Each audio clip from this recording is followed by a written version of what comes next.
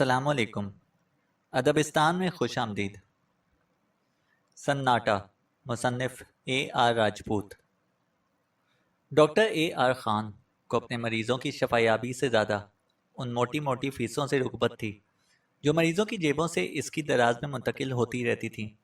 اس میں کوئی شک نہ تھا کہ ڈاکٹر اے آر خان شہر کا ایک معروف اور ماہر فزیشین اور جنرل ڈاکٹر تھا۔ اس کے ہاتھ میں شفا بھی تھی، لیکن لوگ اس کے طریقہ علاج سے زیادہ اس کے حسن اخلاق سے متاثر ہوتے تھے۔ ان کا کہنا تھا کہ ڈاکٹر اے آر خان کی شخصیت میں ایسا جادو ہے کہ مریض اس سے ملتے ہی خود کو بغیر علاج شفایاب تصور کرنے لگتا ہے، یعنی اس سے ملتے ہی مریض کی آدھی بیماری دور ہو جاتی ہے۔ بلا شبہ مریضوں کی طرف سے ایک ڈاکٹر کے لیے یہ ایک بہت بڑے اعزاز کی بات تھی۔ ایک خوبی اور تھی اس میں کہ وہ اپنے عام اوقات کار کے دوران مریضوں سے مشورے کی کوئی فیس نہیں لیتا تھا، اور اس کی مقبولیت کا ایک سبب یہ بھی تھا۔ البتہ صبح اور شام کے اوقات میں وہ اپنے کلینک میں فیس لیتا تھا، اور یہ خوبی تو اس کی تمام خوبیوں سے بہت بڑی خوبی جانی جاتی تھی کہ فیس کے نام پر وہ بہت معمولی رقم لیا کرتا تھا۔ لیکن یہ راز کوئی نہیں جانتا تھا کہ ان تمام خوبیوں کے باوجود ڈاکٹر اے آر خان بڑی چالاکی سے اپنا من چاہا مالی مقصد بھی پورا کر لیا کرتا تھا۔ معمولی فیس کو لوگ اس کی انسانیت اور خدا ترسی سمجھتے تھے۔ ان کے وہم و گمان میں بھی نہیں تھا کہ ڈاکٹر دواؤں کی قیمت کے نام پر ان سے اتنا کچھ وصول کر لیا کرتا تھا کہ ایک عام کنسلٹنٹ جس کا تصور بھی نہیں کر سکتا تھا۔ وہ تو اپنے خیال میں ڈاکٹر کو صرف ان دواؤں کی قیمت ادا کرتے تھے۔ اس حقیقت سے تو صرف ڈاکٹر اے آر خان یا اس کے ڈسپینسرز ہی واقف تھے کہ ڈسپینسری سے مریضوں کو فراہم کی جانے والی بیشتر دوائیں مختلف دواساز کمپنیوں کی طرف سے سیمپل کے طور پر مفت ملتی تھیں، جنہیں بعد میں خاصی قیمت لے کر فروخت کر دیا جاتا تھا۔ ڈاکٹر اے آر خان نے کبھی سرکاری نوکری یا پرائیویٹ اسپتالوں کی نوکری نہیں کی تھی۔ اس نے صرف اپنی ذاتی پریکٹس پر اکتفا کر رکھا تھا، اور یہی اس کے لیے بہت تھا۔ اس نے اپنی ذاتی رہائش گاہ میں ہی کلینک کھول رکھا تھا۔ اوپر اس کی رہائش تھی۔ صبح اور شام کے عام اوقات میں اس کے کلینک میں مریضوں کا غیر معمولی ہجوم رہتا تھا۔ ویٹنگ روم میں تل دھرنے کی جگہ نہیں رہتی تھی، چنانچہ بہت سے مریض عمارت کے باہر برآمدے میں بیٹھ کر ہی اپنی باری کا انتظار کیا کرتے تھے۔ ڈاکٹر مریضوں کو دیکھتے وقت کسی قسم کی اکتاہٹ یا جھنجھلاہٹ کا مظاہرہ نہیں کرتا تھا۔ ہر ایک سے اخلاق اور خوشدلی سے پیش آتا تھا، بلکہ کسی کو کوئی گھریلو پریشانی ہوتی تھی تو وہ پہلے اسے حوصلہ دیتا تھا، اس کے بارے میں یوں ڈسکس کرتا جیسے وہ اس کے گھر کا سرپرست یا ہمدرد اور مددگار ہو۔ یوں اس کے ہونٹوں پر عام طور پر ہر وقت ہلکی سی مسکراہٹ موجود رہتی تھی۔ بہت سے مریض تو اس سے ملنے کے بعد ہی اپنی تکلیف میں افاقہ محسوس کرنے لگتے تھے۔ اس بارے میں ڈاکٹر اے آر خان کا کہنا تھا کہ آدھا مرض مریض خود پالتا ہے، سوچوں اور تفکرات سے۔ حوصلے اور ہمدردی کے چند بول وہ رفع کر دیا کرتے ہیں۔ نیز ایک ڈاکٹر کو انسانی نفسیات سے بھی پوری واقفیت ہونی چاہیے۔ بیماری کی ابتدا اس کے مطابق نفسیاتی ہوتی ہے وغیرہ۔ دیگر ساتھی ڈاکٹر کی اس بات پر ہنستے تھے، مگر وہ ان کی پرواہ نہیں کیا کرتا تھا اور اپنی بات اپنے موقف پر ڈٹا رہتا تھا، خواہ وہ اکیلا ہی ہو۔ بعض مریضوں کے مطابق یہ ڈاکٹر عام روایتی اور خشک قسم کے ڈاکٹروں سے الگ اور وکھرے قسم کا ہے۔ یہی بات انہیں پسند بھی تھی، اور شاید ڈاکٹر اے آر خان کی مقبولیت کی وجہ بھی۔ بات ہو رہی تھی ڈاکٹر اے آر خان کی ملنساری، خدا ترسی، خوش اخلاقی اور سستے علاج کی، جس کی وجہ سے اس کی شہرت دور دور تک پھیل چکی تھی۔ چنانچہ آس پاس کے دیگر ڈاکٹروں کے بھی مریض بھی اپنے پرانے معالجین کو چھوڑ کر ڈاکٹر اے آر خان سے علاج کرانے کے لیے آنے لگے تھے۔ یوں اے آر خان کی وجہ سے دیگر ڈاکٹروں کی آمدنی متاثر ہو چکی تھی۔ صرف دکانداری میں ہی ایسا نہیں ہوتا، کلینکس میں بھی یہی ہوتا ہے۔ گویا پروفیشنل جیلسی ہر جگہ ہوتی ہے، ان مسیحاؤں کے درمیان بھی۔ اس کا وجود انہیں اپنی کامیابی کی راہ میں کاٹنے کی طرح چبھتا اور کھٹکتا تھا، لیکن مجبوری یہ تھی کہ وہ اپنی اس راہ کے پتھر کو اپنے راستے سے ہٹا بھی نہیں سکتے تھے۔ دل ہی دل میں کڑتے بھی تھے، اور اس کی ناکامی کی یا موت کی دعائیں بھی مانگتے رہتے تھے۔ ڈاکٹر اظہار شاہ بھی ایسے ہی ڈاکٹروں میں سے ایک ڈاکٹر تھا جو ڈاکٹر اے آر خان کی مقبولیت سے بہت زیادہ متاثر ہوئے تھے۔ اکثر ان کے دل میں خواہش پیدا ہوتی تھی کہ کسی طرح ڈاکٹر کو کچھ ہو جائے، لیکن ہر خواہش پوری ہونے کے لیے دل میں جنم نہیں لیا کرتی۔ اکثر ایسا ہوتا ہے کہ خواہشیں پوری نہیں ہوتی، زندگی تمام ضرور ہو جاتی ہے، اور ڈاکٹر اظہار شاہ کو بھی اپنی خواہش پوری ہونے کے کوئی آثار نظر نہ آ رہے تھے۔ اب یہ الگ بات تھی کہ وہ آسانی سے مایوس ہو جانے والوں میں سے نہیں تھا۔ اور یہی وجہ تھی کہ فرصت کے لمحات میں وہ اکثر ڈاکٹر اے آر خان کو نقصان پہنچانے کی تدبیریں سوچتا رہتا تھا۔ یوں جب کوئی ڈھنگ کی بات سمجھ میں نہ آتی تو جھنجھلاہٹ میں کسی اور طرف متوجہ ہو جاتا، لیکن سوچ کے دھارے جلد ہی دوبارہ اس سے ڈاکٹر اے آر خان کی طرف مڑ جاتے، اور وہ اپنے راستے میں حائل اس رکاوٹ کو ہٹانے کی نئے سرے سے منصوبہ بندی کرنے لگتا۔ اس کے خیال میں اے آر خان کی مقبولیت سے سب سے زیادہ اس کی آمدنی متاثر ہوئی تھی۔ اس سے قبل اچھی خاصی پریکٹس چل رہی تھی، لیکن پھر اے آر خان نہ جانے کہاں سے آ ٹپکا اور اس کے مریضوں کی تعداد بتدریج کم ہوتی چلی گئی۔ ممکن ہے کہ اس کے اس قدر زیادہ متاثر ہونے کی وجہ یہی رہی ہو کہ اس کا کلینک اے آر خان کے کلینک کے سامنے ہی واقع تھا، اور اس کے پاس آنے والے مریض اے آر خان کے مریضوں کی تیزی سے بڑھتی ہوئی تعداد اور رش کو دیکھ کر اس کی شہرت سے متاثر ہوئے بغیر نہیں رہ سکتے تھے۔ ڈاکٹر اے آر خان اتوار کو کسی قیمت پر بھی مریض نہیں دیکھا کرتا تھا۔ وہ پورا دن اس کے آرام کا ہوا کرتا تھا۔ نوکر ندیم تھا جو چوکیداری کے بھی فرائض انجام دیا کرتا تھا۔ خود ڈاکٹر اے آر خان تجرد کی زندگی گزار رہا تھا۔ عمر 45 سال تھی، اچھی صحت کا مالک تھا، پیسہ روپیہ بہت تھا، وہ تفریح بھی کیا کرتا تھا، کار تھی، ساحل پر چلا جاتا تھا، اچھا سا ڈنر کرتا، پھر رات گئے واپس آ جاتا۔ کوئی یار دوست نہ تھا، دور کی سلام دعا والے بھی چند ایک ہی تھے۔ ہلکی پھلکی شراب نوشی بھی کر لیا کرتا تھا۔ وہ ٹائم اس کا شام 4 بجے سے 5 بجے کا ہوتا، یا پھر رات۔ اس دن اتوار تھی، وہ گھر پر ہی شغل میں مصروف تھا۔ پھر دوپہر کا کھانا کھا کر اس نے کیلولہ کیا، 4 بجے اٹھا، غسل کیا، نئے کپڑے پہنے، پھر چائے بنوا کے لاؤنج میں ہی بیٹھ گیا۔ شام ہو چلی تھی۔ آج اسے کسی کا انتظار تھا، مگر کس کا؟ ایک گل اندام، گداز جسم، تیکھے نقوش اور سرخ و سفید رنگت کی حامل ایک عورت کا، جس کی آنکھوں میں بلا کی کشش تھی، جس کے نچلے ہونٹ کا خفیف سا ابھار سلگتا ہوا محسوس ہوتا، اور جس کی ہنسی کا ترنم سن کر دور کسی پہاڑی پر بنے ہوئے معبد میں بجنے والی نقرئی گھنٹیوں کی آواز یاد آ جاتی تھی۔ وہ آج بہت بے چینی سے اس عورت کا انتظار کر رہا تھا۔ چائے ختم ہوئی، سگریٹ بھی پوری ہو گئی۔ وہ اٹھا اور کھڑکی کی طرف آیا۔ سامنے دیکھا، عمارت کے باہر سڑک کے دوسری طرف ڈاکٹر اظہار شاہ کا کلینک تھا۔ اسے دیکھ کر یار خان کے ہونٹوں پر مسکراہٹ کی پتلی سی لکیر کھینچ گئی۔ بیچارہ اظہار شاہ، اس نے سوچا، اگر مجھ سے بغض رکھتا ہے تو یہ ایسی غلط بات بھی نہیں۔ میری وجہ سے اس کے کلینک میں مکھیاں بھن بھنانے لگی ہیں۔ اس کے راستے کا سب سے بڑا کانٹا میں ہی تو ہوں۔ یہ سب سوچتے ہوئے اس کے ہونٹوں پر تیرتی ہوئی مسکراہٹ تلخ سی ہو کر اور گہری ہو گئی۔ پھر وہ واپس آ کر اپنی نشست خاص پر براجمان ہو گیا۔ وقت دیکھا، وہ پہنچنے ہی والی تھی۔ اسے ایسا لگا جیسے اس کے دل کی دھڑکنیں ایک بار پھر بے ترتیب سی ہونے لگی ہوں۔ 30-35 سال کی عمر کی وہ مریضہ اس کے ذہن پر جیسے چھا کر رہ گئی تھی۔ بلا شبہ اس عورت کا شمار دنیا کی پرکشش ترین عورتوں میں کیا جا سکتا تھا۔ اپنی اس مریضہ کو دیکھ کر ڈاکٹر اے آر خان جیسے میچور مرد کو بھی ایسا لگتا تھا جیسے اس کے دل کی دھڑکنیں کچھ بے ہنگم سی ہونے لگی ہوں۔ وہ اتنی بھرپور حسن و شباب کی مالک تھی۔ نگہت گزشتہ 1 ماہ سے اس کے پاس آ رہی تھی۔ کسی جسمانی پیچیدگی کی وجہ سے اسے ایک ہوشیار اور ماہر معالج کی ضرورت پیش آئی تھی۔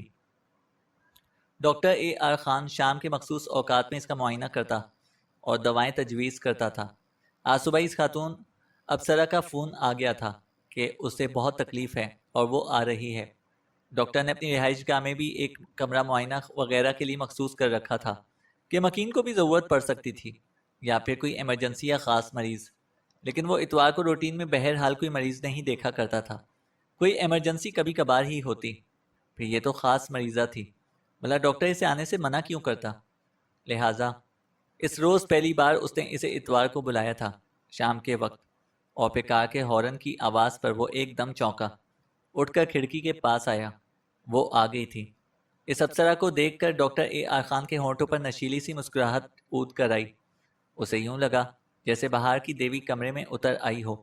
گلابی بلاؤز، سرخ رنگ کی ساڑی میں اس کا حسن کچھ اور نکھر آیا تھا۔ ڈاکٹر کسی سحر زدہ کی طرح اسے دیکھتا رہ گیا۔ وہ مسکرا رہی تھی اور اس کی جھیل جیسی گہری اور خوبصورت آنکھیں ڈاکٹر کے چہرے پر مرکوز تھیں۔ ان میں ایک عجیب سی چمک تھی۔ ڈاکٹر کو ہیلو کہہ کر وہ اس اسٹول پر بیٹھ گئی جو مریضوں کے لیے مخصوص تھا۔ کمرے کا ماحول اچانک ہی رنگین ہو گیا تھا اور ڈاکٹر اے آر خان کو ایسا لگ رہا تھا جیسے اس کا ذہن بے اختیار ان رنگینیوں میں ڈوبتا چلا جا رہا ہو۔ اس کے جسم سے پھوٹنے والی مسحور کن خوشبو اور اس کی قربت کا احساس اسے ہوش و حواس سے بیگانہ کیے دے رہا تھا۔ ندیم کا گاؤں قریب ہی تھا۔ اتوار کی صبح وہ چلا جاتا تھا، رات میں واپس آ جاتا، کیونکہ اگلے دن صبح اسے ڈاکٹر کے لیے ناشتہ تیار کرنا ہوتا تھا۔ گھر کی صفائی، لان دیکھنا وغیرہ وغیرہ۔ کلینک میں تو ڈسپینسر لڑکے تھے 2، وہ آ جاتے تھے کلینک کی صفائی ستھرائی وغیرہ کے لیے، لیکن پھر جلد ہی اس نے اپنی کمزوری کو محسوس کر لیا۔ اس کے ساتھ ہی اس کے اندر کا ڈاکٹر جیسے بیدار ہو گیا، مگر بیدار ہو جانے کے باوجود وہ اپنی اصلی فارم میں نہیں آ سکا تھا۔ اس کے ہونٹوں پر تیرتی ہوئی نشیلی مسکراہٹ کچھ اور گہری ہو گئی تھی۔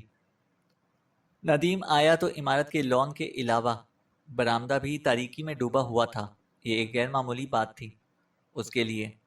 ان دنوں سردیوں کا موسم تھا اور 6 بجے شام سے قبل ہی عمارتوں اور سڑکوں کی روشنیاں جاگ اٹھتی تھیں۔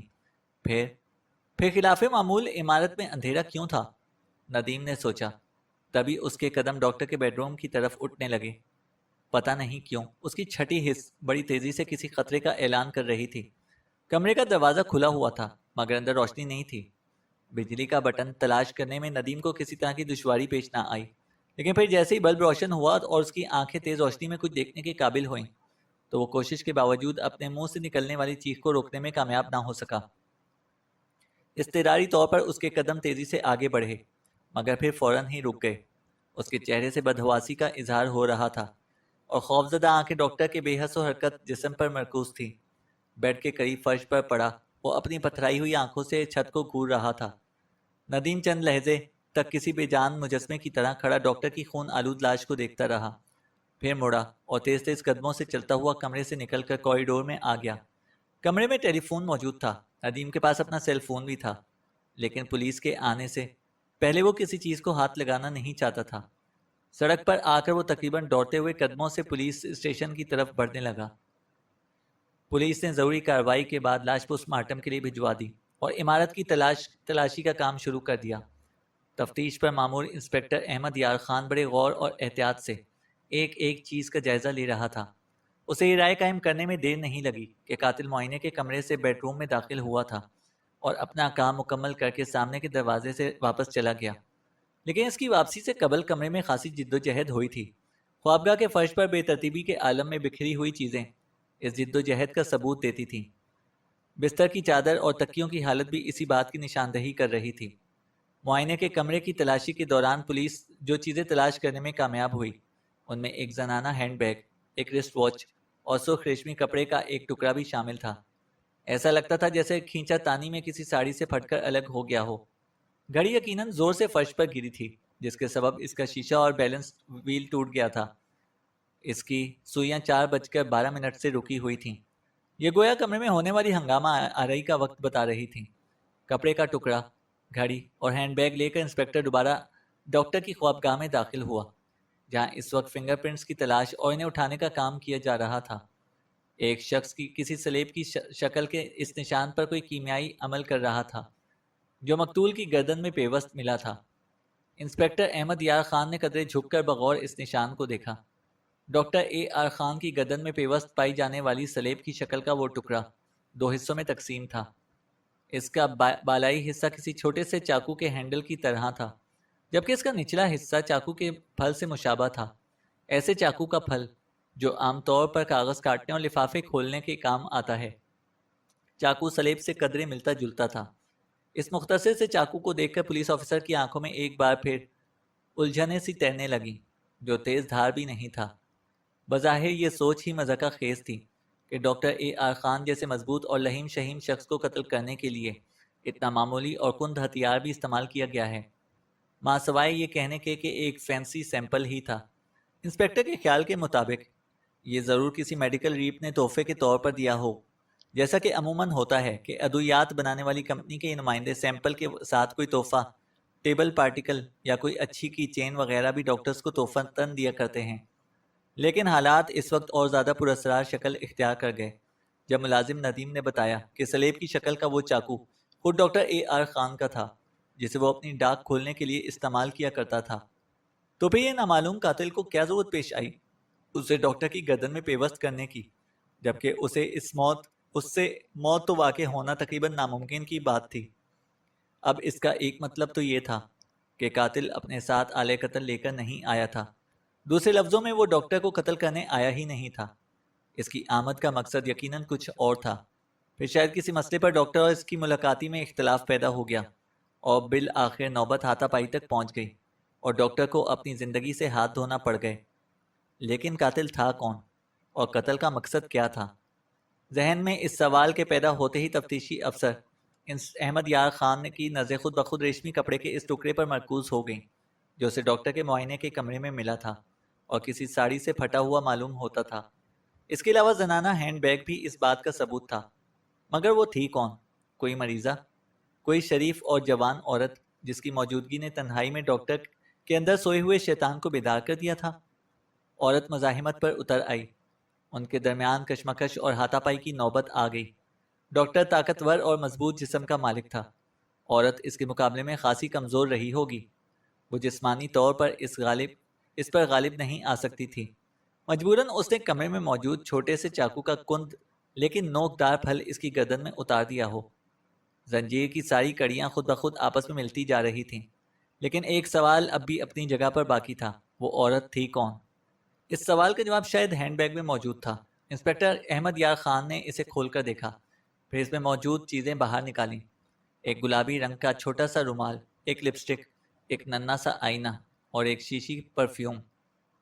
ساری چیزیں قیمتی اور امپورٹڈ تھیں جنہیں کوئی عام عورت استعمال نہیں کر سکتی تھی۔ اس کے علاوہ بیگ سے 2000 کے قریب رقم بھی برآمد ہوئی، لیکن جو چیزیں انسپکٹر کو سب سے زیادہ اہم معلوم ہوئیں وہ 3 نسخے تھے جنہیں طے کر کے بیگ میں رکھا گیا تھا۔ تینوں نسخے مختلف تاریخوں میں لکھے گئے تھے۔ Letterhead doctor A R Khan کا اپنا تھا۔ تحریر اور دستخط بھی جیسا کہ ندیم نے پہچان کر بتایا اسی کے تھے۔ سب سے اوپر مریضہ کا نام تحریر تھا، نگہت آرزو۔ انسپکٹر کی آنکھوں میں ایک تیز چمک سی جاگ اٹھی کیونکہ وہ اس عورت کو جانتا تھا، اسی علاقے میں رہتی تھی، ایک سرکاری اسکول میں پی ٹی کروایا کرتی تھی، یعنی پی ٹی ماسٹر تھی، نیز ایک مشہور لیڈیز جم میں فزیکل انسٹرکٹر بھی تھی۔ زیادہ شہرت اس کی یہ تھی کہ وہ ایتھلیٹکس تھی، صوبائی سطح کے متعدد مقابلوں میں حصہ لے چکی تھی، اور اس حسن اور جوانی کا ایک سبب یقیناً اس کا یہ شوق بھی تھا۔ یوں نگہت کا پورا سراپا انسپکٹر احمد یار خان کی نظروں کے سامنے گھوم گیا۔ نگہت جیسی عورت کو تنہائی میں اپنے قریب پا کر اگر ڈاکٹر اے آر خان دیکھتے ہی دیکھتے انسان سے شیطان بن گیا تھا تو اس میں حیرت کی کوئی بات نہیں تھی۔ نہ ہی اب اس میں حیرت کا کوئی پہلو رہا تھا کہ کمزور عورت نے اپنے سے زیادہ کہیں طاقتور اور بپھرے ہوئے مرد کو کس طرح قتل کر دیا۔ ٹھوس اور مضبوط جسم رکھنے والی کوئی بھی ایتھلیٹ چاقو کا نوکدار پھل اس کی گردن میں اتار سکتی تھی۔ یوں اب انسپکٹر احمد یار خان کو یہ کیس مشکل، الجھا ہوا اور نہ ہی پیچیدہ معلوم ہو رہا تھا، لیکن جانے کیا بات تھی کہ اس کے اندر سے کوئی صدا اٹھ رہی تھی کہ جو جس قدر سہل دکھ رہا تھا وہ اتنا ہے نہیں میاں احمد یار خان۔ اس نے آخر اس ذکر خیال کو ذہن سے جھٹک دیا کیونکہ اس کے خیال میں یہ سب کچھ واضح ہو گیا تھا، سب کچھ سامنے تھا کہ اس میں کوئی کھینچا تانی، کوئی ہنگامی صورتحال نہ تھی، خاموشی اور سناٹا تھا۔ فنگر پرنٹس اٹھائے جانے کا کام مکمل ہو چکا تھا۔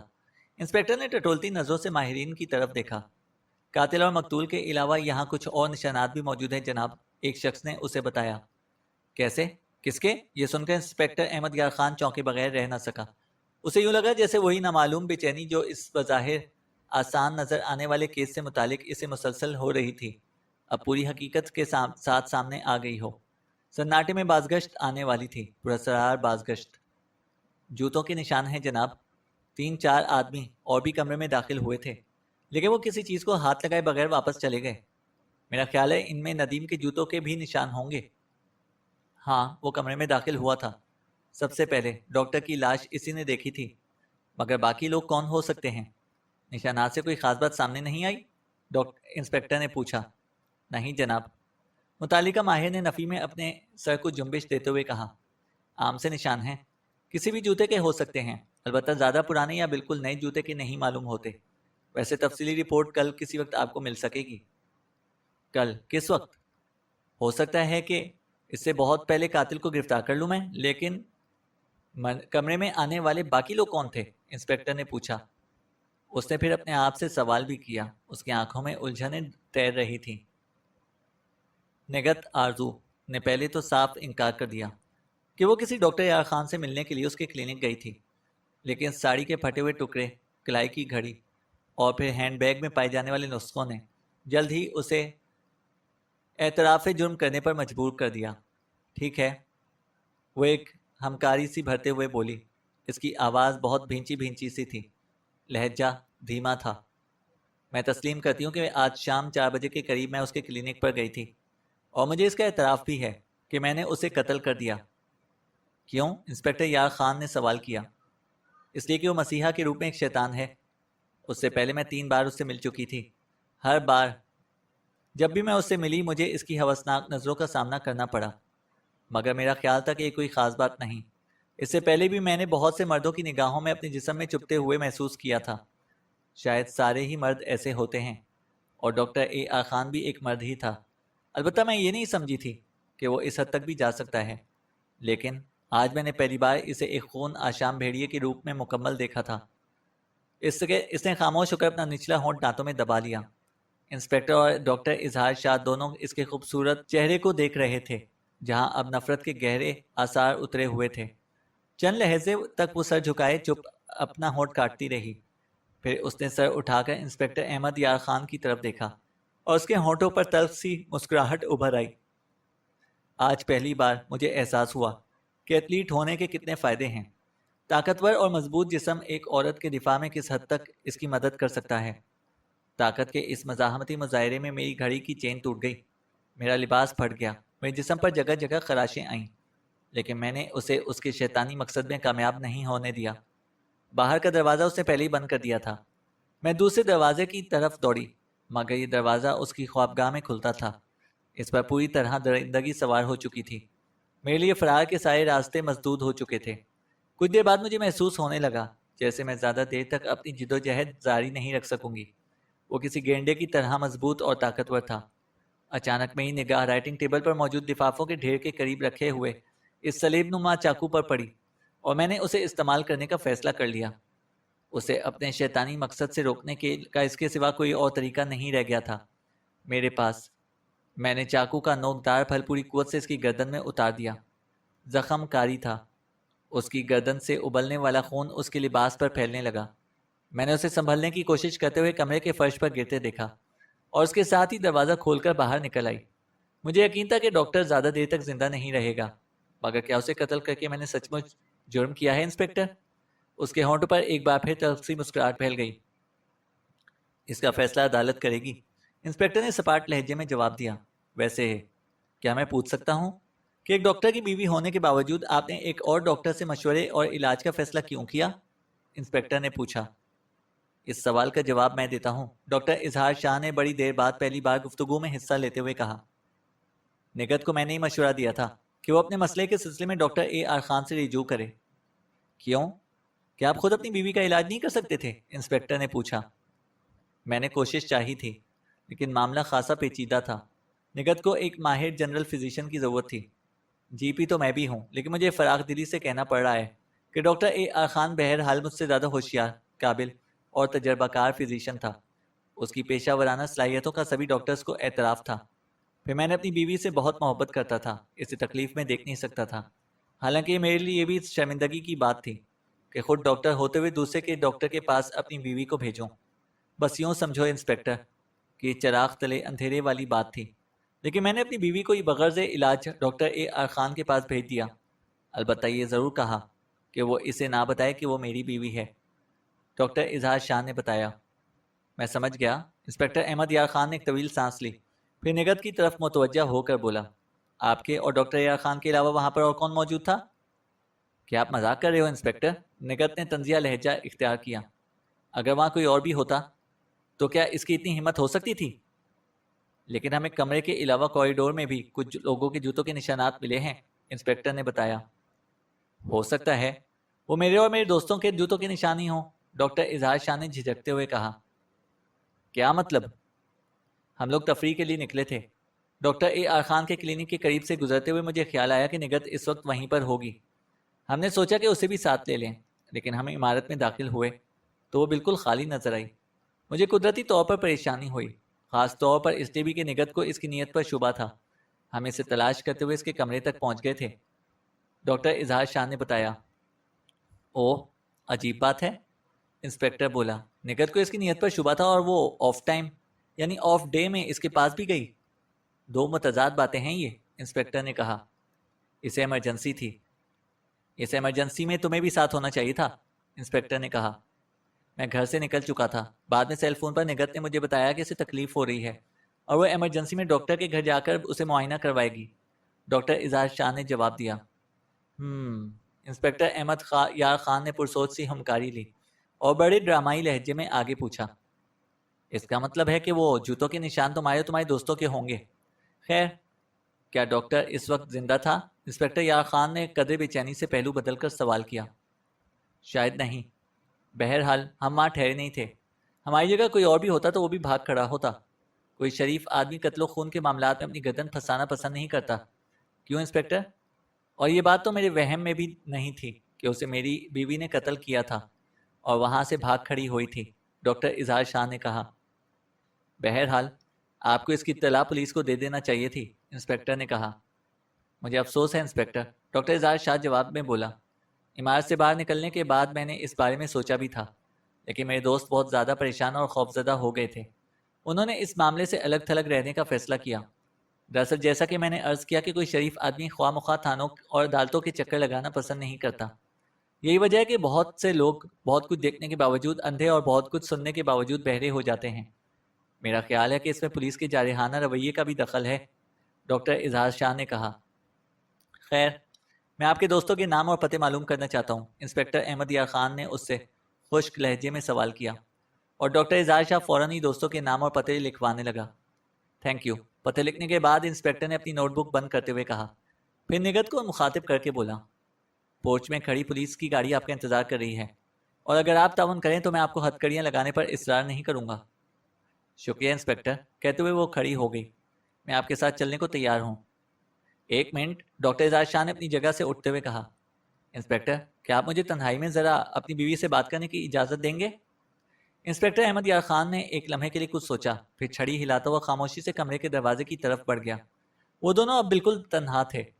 ڈاکٹر اظہار شاہ نے بیوی کے کندھے پر ہاتھ رکھ کر آہستہ سے کہا، مجھے افسوس ہے ڈارلنگ، میں ڈاکٹر اے آر خان کو اس قدر نیچ نہیں سمجھتا تھا۔ کاش نوبت یہاں تک نہ پہنچتی۔ احمقانہ سوچ ہے۔ تم خود چاہتے تھے کہ میں اس کی حوصلہ افزائی کروں، اور میں نے ہر ملاقات میں یہی کیا، نگت مسکرائی۔ ہاں، لیکن میں یہ نہیں چاہتا تھا کہ تم اسے قتل کر دو، اظہار شاہ نے کہا۔ میں بھی اسے قتل نہیں کرنا چاہتی تھی، ہمارے پروگرام میں اس کا قتل شامل ہی نہیں تھا، نگت نے کہا۔ دونوں نیچی اور دھیمی آواز میں باتیں کر رہے تھے۔ بالکل، میں تو بس اتنا چاہتا تھا کہ اپنے دو دوستوں کے ساتھ اچانک اس وقت وہاں پر پہنچوں جب وہ تمہیں اپنی گرفت میں لینے کی کوشش کر رہا ہو۔ ہم اسے پکڑ کر پولیس کے حوالے کر دیتے اور اس کی ساری شہرت اور مقبولیت ختم ہو جاتی، لوگ اس پر لعنت بھیجتے اور اس طرح سانپ بھی مر جاتا اور لاٹھی بھی نہ ٹوٹتی۔ نگت شوہر کا جملہ مکمل کر کے مسکرائی۔ وہ جیل بھیج دیا جاتا، یوں اس کی نیک نامی بدنامی میں بدل جاتی۔ اس طرح تمہارے راستے کا کانٹا خود بخود اپنی جگہ سے ہٹ جاتا اور تمہاری پریکٹس ایک بار پھر پہلے کی طرح چلنے لگتی۔ اور میرا خیال ہے کہ تمہیں اپنے مقصد میں ناکامی تو نہیں ہوئی نا؟ نگت نے کہا۔ نہیں، مگر تمہارے لیے مسائل پیدا ہو گئے ہیں۔ کاش میں صرف چند منٹ پہلے وہاں پہنچ جاتا، ڈاکٹر اظہار شاہ نے کہا۔ تم اگر چند منٹ پہلے وہاں پہنچ جاتے تو وہ قتل ہونے سے بچ جاتا۔ اس کی موت کی واحد وجہ تمہارا تاخیر سے پہنچنا ہے، نگت نے کہا۔ یقیناً تم بہت زیادہ گھبرائی ہوئی تھی۔ جب ہم وہاں کمرے میں داخل ہوئے تو فرش پر پڑا دم توڑ رہا تھا وہ، اور تم جا چکی تھی، ڈاکٹر اظہار شاہ نے کہا۔ ظاہر ہے اسے قتل کرنے کے بعد میں وہاں ٹھہر نہیں سکتی تھی، نگت بولی۔ عمارت کے عقبی حصے سے نکل گئی۔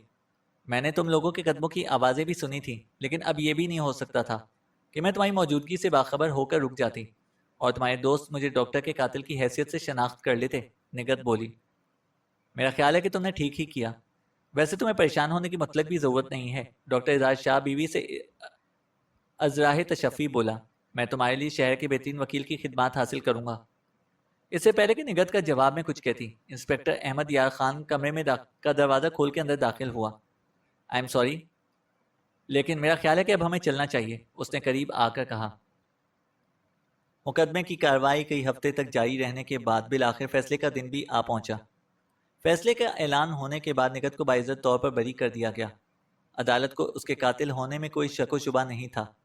مگر اس کا کہنا تھا کہ قتل کی واردات انتہائی مجبوری کے عالم میں اور حفاظت خود اختیاری کے تحت کی گئی تھی۔